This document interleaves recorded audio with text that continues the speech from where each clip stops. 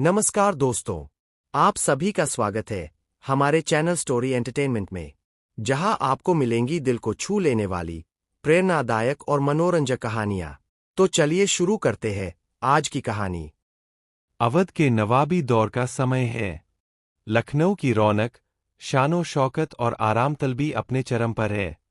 नवाब वाजिद अली शाह का शासन चल रहा है, जहां कला, संगीत, नाचगाना और विलासिता को बहुत महत्व दिया जाता है, लेकिन राज्य की राजनीतिक हालत कमजोर होती जा रही है। अंग्रेज धीरे धीरे अपनी पकड़ मजबूत कर रहे हैं, मगर आम अमीर उमरा और जागीरदार अपनी ही दुनिया में मस्त है।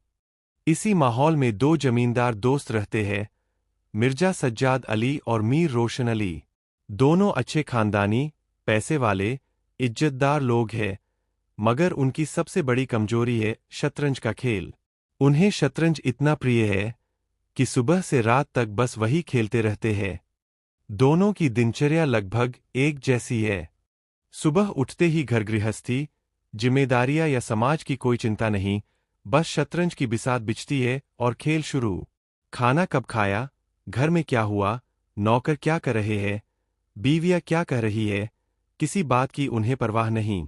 उनका पूरा दिमाग बस चाल, वजीर, घोड़े और मात पर लगा रहता है।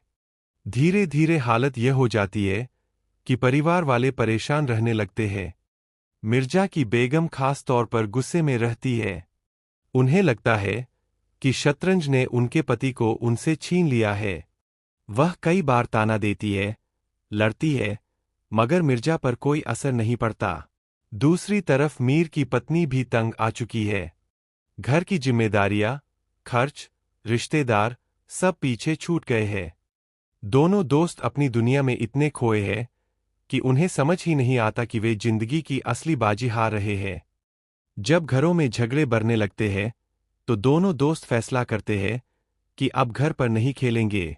वे शहर के बाहर एक सुनसान जगह ढूंढते हैं ताकि कोई परेशान न करे। उन्हें एक पुरानी मस्जिद मिलती है, जहां वे रोज जाकर शतरंज खेलने लगते हैं। वहां उन्हें पूरी आजादी मिलती है, न बीवी की डांट, न घर की चिंता, बस खेल ही खेल। उधर राज्य में बड़ी राजनीतिक हलचल चल रही है। अंग्रेजी हुकूमत अवध को अपने कब्जे में लेने की तैयारी कर रही है। शहर में अफवाहें फैल रही है, लोग चर्चा कर रहे हैं, सैनिकों की हलचल है, मगर इन दोनों दोस्तों को इससे कोई मतलब नहीं। उन्हें यह भी नहीं पता कि उनका अपना राजा सत्ता खोने वाला है। देश का इतिहास बदल रहा है, लेकिन वे अपनी छोटी सी बिसात पर ही लड़ रहे हैं। एक दिन खबर आती है कि अंग्रेजी फौज ने नवाब को हटाकर अवध पर कब्जा कर लिया। पूरे इलाके में सनसनी फैल जाती है। लोग दुखी है, चिंतित है, भविष्य से डरे हुए हैं। लेकिन मिर्जा और मीर, वे उसी मस्जिद में बैठे शतरंज की चालों पर बहस कर रहे हैं। उनके लिए सबसे बड़ा संकट यह है कि किसकी चाल सही थी और किसने धोखा किया। खेल के दौरान अचानक एक चाल पर दोनों में जोरदार झगड़ा हो जाता है।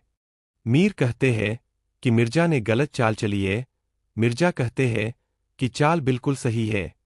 बात इतनी बढ़ जाती है कि दोनों दोस्त, जो सालों से साथ खेल रहे थे, दुश्मन बन जाते हैं। गाली गलौज शुरू हो जाती है, तलवारें निकल आती है। दोनों असली लड़ाई के लिए तैयार हो जाते हैं, उस खेल के लिए जो असल में सिर्फ मनोरंजन था। वे एक दूसरे पर वार करने को तैयार खड़े होते हैं, मगर उसी पल उन्हें एहसास होता है कि वे क्या करने जा रहे हैं। इतनी पुरानी दोस्ती, इतना साथ, सब एक शतरंज की बाजी के लिए खत्म हो जाएगा। उनका गुस्सा धीरे धीरे ठंडा पड़ता है, तलवारें नीचे हो जाती है। कुछ देर सन्नाटा रहता है, फिर दोनों को अपनी मूर्खता पर हंसी आने लगती है। वे समझ जाते हैं कि असली जिंदगी की लड़ाई से भागकर वे नकली लड़ाई लड़ रहे थे।